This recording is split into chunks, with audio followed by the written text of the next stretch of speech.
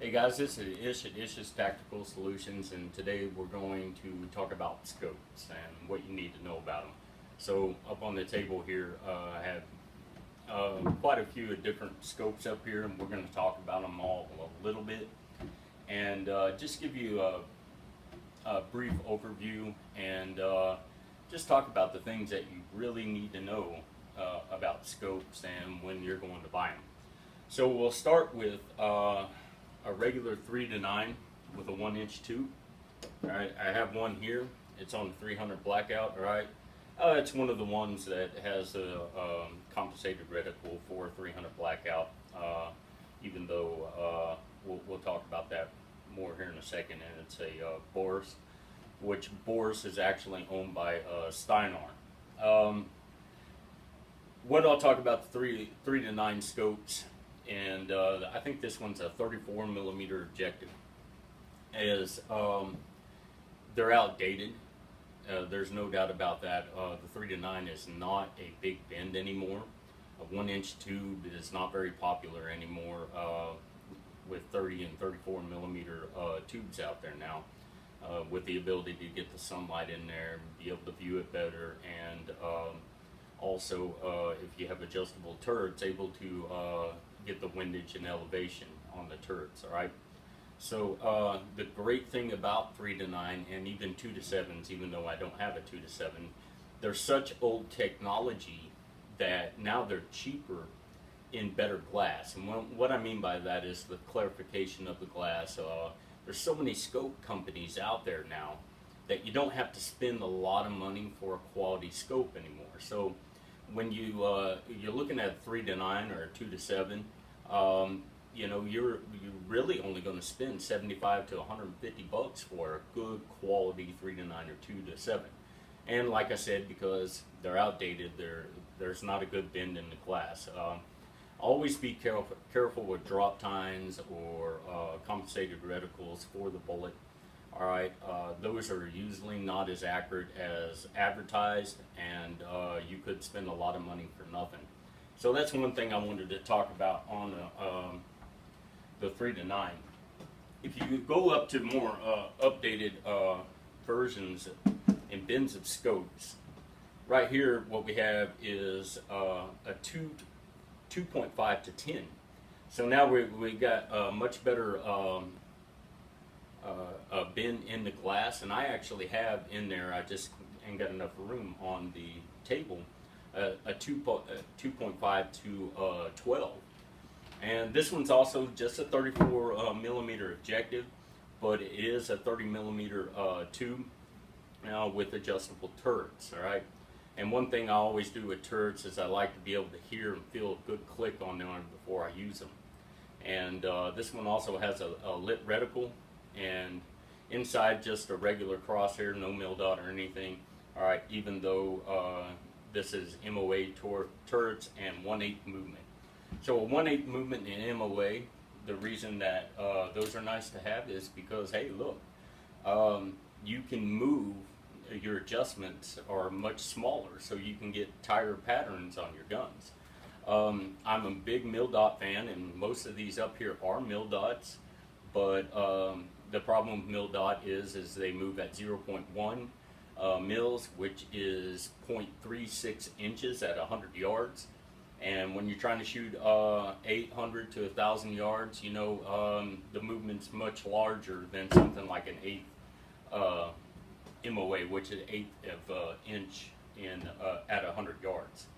And so that's one of the reasons I do like MOA, but I know the mil dot system, and I use the mil dot system often. One thing that I tell people to look out for is, and up here I don't have them because I actually know what I'm looking for whenever I get a scope, is that scopes that claim that they have a 1-inch tube with a 50 millimeter objective. All right, and yet they're this short from here to there. It cannot be a true 50 millimeter coming from a 1-inch unless the scope is real long, and that's the only way that you could possibly get that out of your scope. So that's something to take into account. I wouldn't ever buy a 1-inch with a 50 millimeter or 54 millimeter anyways. But if your scope is short and they're claiming that, you're not getting a true 50 millimeter.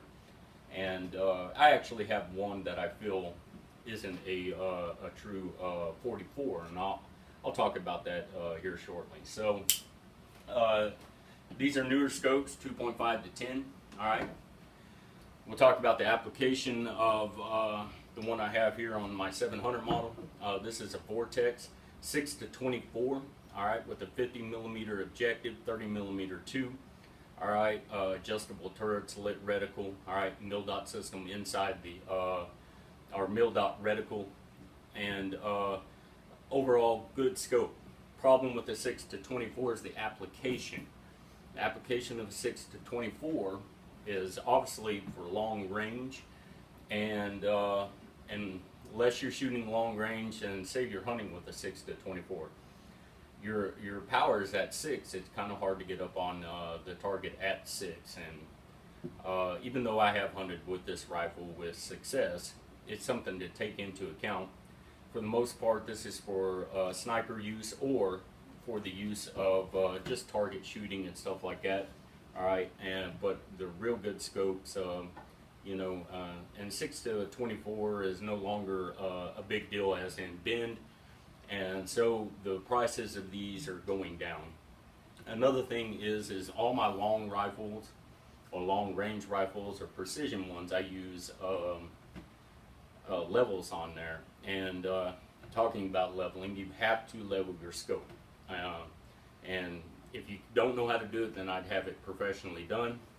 And then I have all the scope levels on mine as well, and that's because I have a natural cant whenever I go to shoot, so it helps me keep it level, and when you're shooting long range, being level is important. Here we have a 4 to 16 Vortex scope, 30 millimeter tube, and it has a 44 millimeter objective, and it's a really nice scope. It's a true 44, and it has a little bit more application and a little less girth, a little less weight. And I actually able to use this for hunting. It's on a 6.5 Grendel, and hunting with it, I'm able to do a lot more. Now we're going to talk about a little bit cheaper scopes, but have turned out to be good scopes for me. I've taken a chance twice now on, or 3 times actually, on Primary Arms, and all 3 times they haven't failed on me. They're a little bit cheaper scope, a little bit heavier than what they claim that they are, but they are good scopes. The only thing that I've noticed is what we were just talking about. Even though it has the right length there, it's a 30 millimeter going to a 44 millimeter, but yet you look down my other one and you can tell objective wise that it's a little bit wider than it is. So it's, in my opinion, not a true 44 millimeter objective, but it's a real close, real close. It's got good turrets as well, locking turrets. All right, so good click to them, know when you're pulling them. All right, and they're true just like the Vortexes. If you're using the mil dot, each click is a true 0.1 an MOA. All right, and this is a quarter MOA instead of an eighth MOA. I feel that it's a true quarter inch at 100 yards.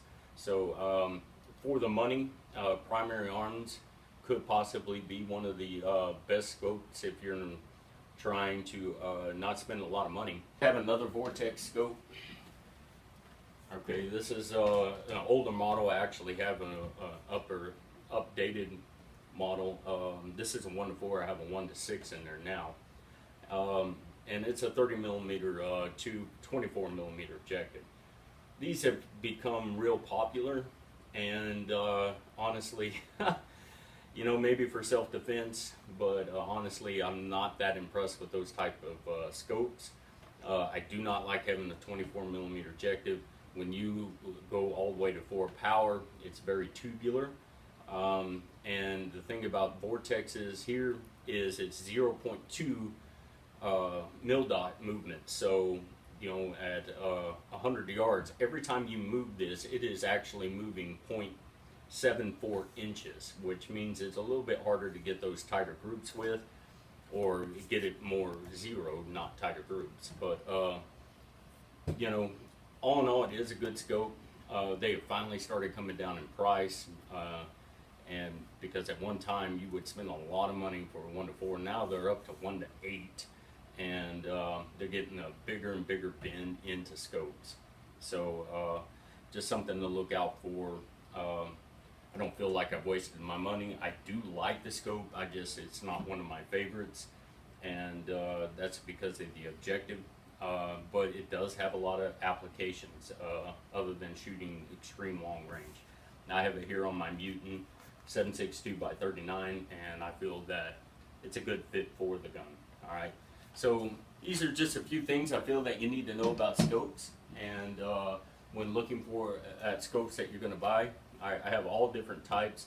I just pulled out the Vortexes and Burst for the show, but you know, I do have Weavers, you know, and Nikons. I have plenty of scopes over the years, and you know, for the most part, there's some good scopes out there these days. Like I said, everybody's making them, so even the bigger companies like Leupold, Vortex, Nightforce have had to come down a little bit on their prices, because that these other new companies coming in, they got to compete with them. So just something to keep in mind.